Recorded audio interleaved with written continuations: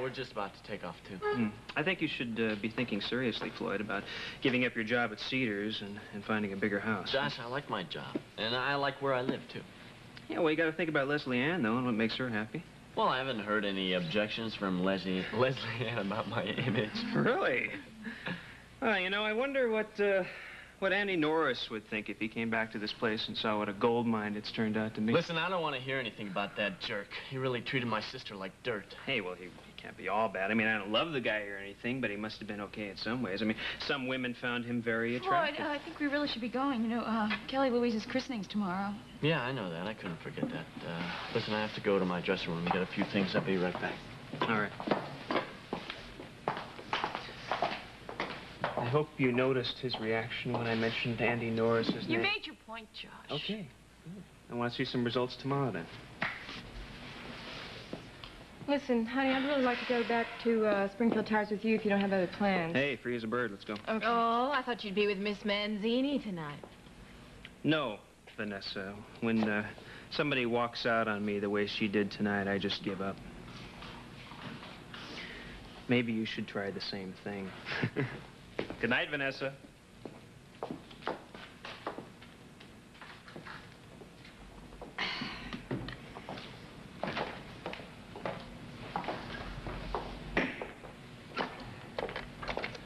Hi, Vanessa.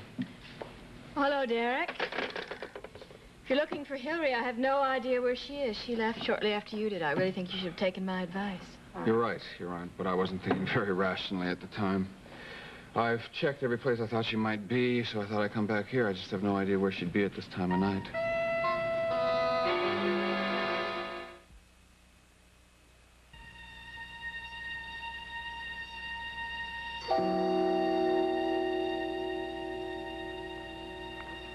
Have you told Kelly yet about being mugged on your last trip to New York?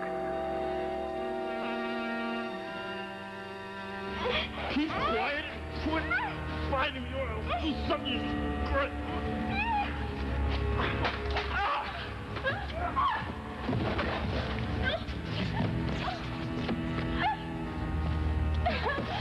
No! Please don't break me, please!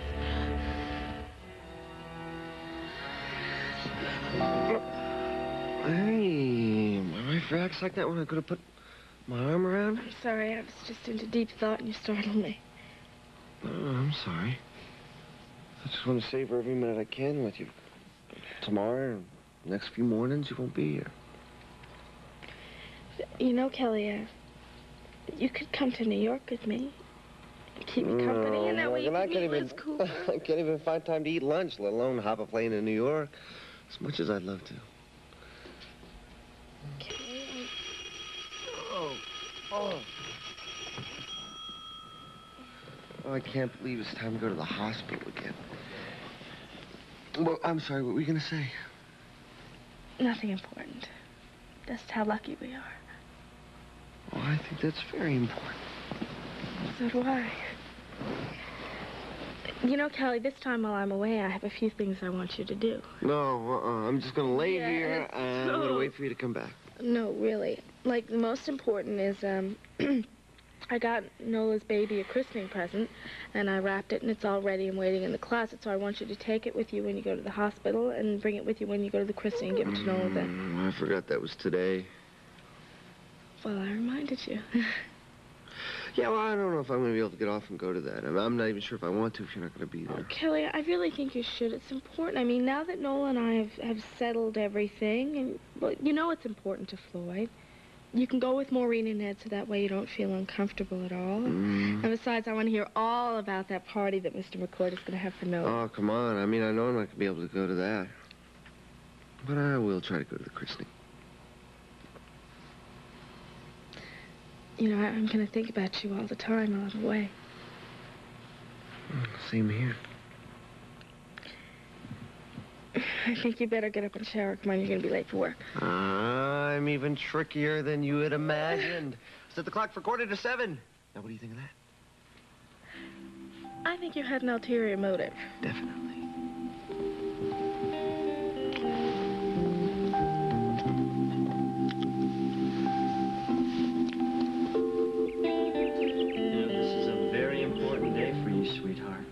And for all of us who love you very much.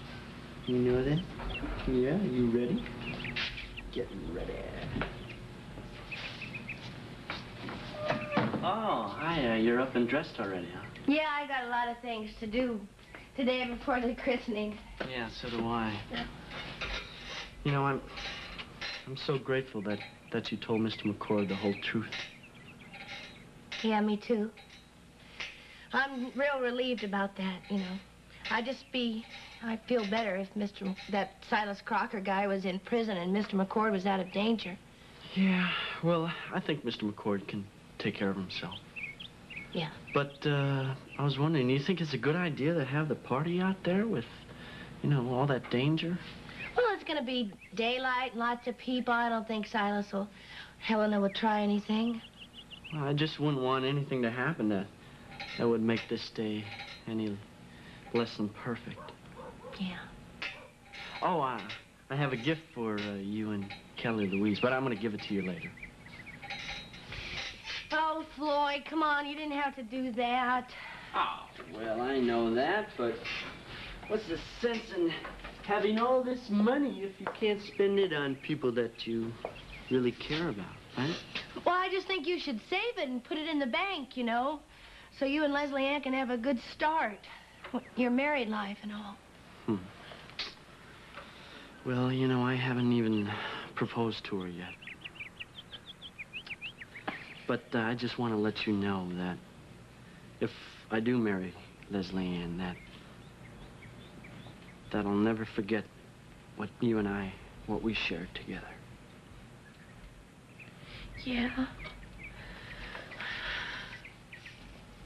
I think you ought to forget it, Floyd. Oh, no, I couldn't forget it. How could I forget that?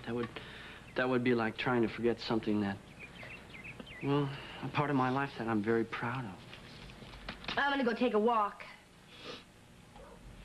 Where are you going? I'm gonna go over to Tony's. He might forget that he's a godfather today, you know. I saw Tony leave Wire for Sound early last night. Well, Josh told me that he left with Hillary. Oh. Will you make sure that she gets her breakfast? Mama's cooking it in a couple minutes. Yeah, sure.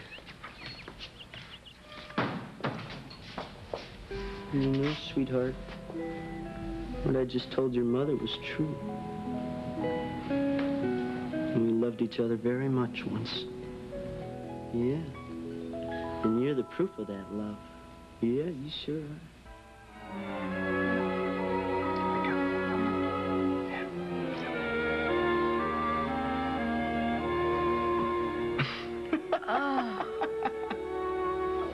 Oh, what time is it? Well, it's going on about 7 o'clock. I hated to wake you, though. Oh, I don't believe I fell asleep here.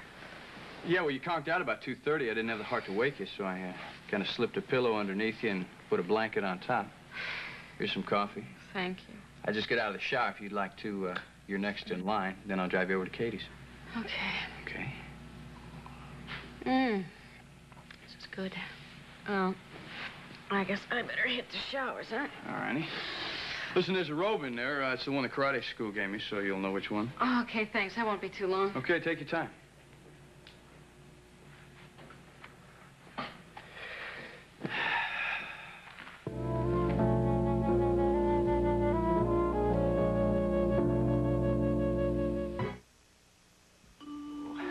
I'm surprised to see you out here so early, Morgan. I'm sorry, I didn't mean to come out here at the crack of dawn, but I just had to come by and tell you and Mother how happy I am before I leave for New York. I think you managed to convey that very nicely to both of us last night. Well, maybe so, but, you know, it really didn't sink in until Kelly and I got home that night and had time to think about it.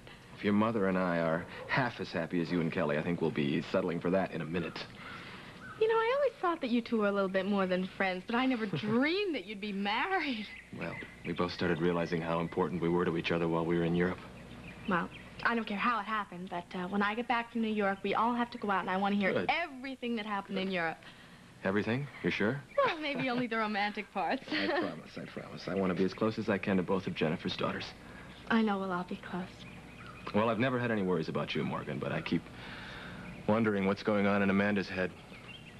Your mother insisted on going up there alone this morning to talk to her privately. Mother's up there now? Yeah.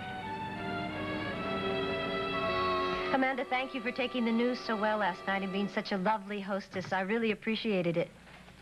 I'm sure you realize that it was not a simple little surprise when I walked into the cottage and saw Mark and you told me the two of you were married. I know. I just want you to be happy for me and forget the hostilities that exist between you and Mark. Henry and I talked about it last night, and I'm more than willing to meet Mark halfway for your sake. That's more than I can ask for. He's a wonderful man.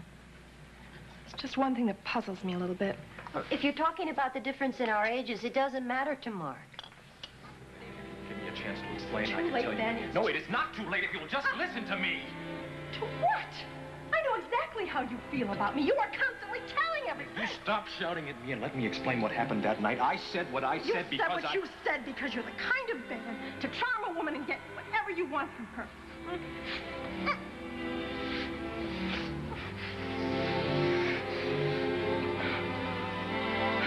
How will you believe me when I tell you it has nothing whatsoever to do with Jennifer?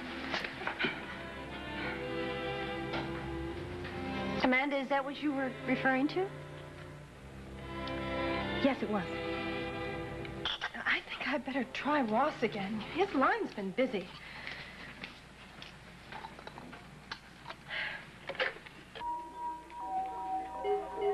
So, Carrie Marlar got out again last night. If that ever happened for very long and Ross started talking to her about Justin, it'd be all over. I have to keep control until Ross faces him. Oh, I'd love to be a fly on the wall watching that one. Ross believes every word I've told him, even though it's his own brother. Jackie and Justin have played right into my hands. I heard Ross out here pacing the floor all night. At least it kept him out of my bed. Lord, I can't wait to get out of this place. And I will. All right, thank you. I am sorry, honey, but that was my service, and there was a million messages from a million different clients, and just went on and on. You know, all night long, I kept going over and over what you told me about Justin. I'm so sorry I had to be the one to tell you all that. Yeah, well, I just don't want you hurt anymore. And I know our conversation last night was what made you so disoriented right before Sarah called. I pray to God that's not Justin. Hello. Ross? It's Amanda. Oh, hi. I've been trying to reach you for hours. Your line has been busy. Justin called me late last night and said that he couldn't get you at home, so he was wondering if you were still here. Yeah, no, I haven't been answering the phone lately. Oh, well, he asked me to tell you that he will be flying back home this afternoon and he wants to talk to you right away.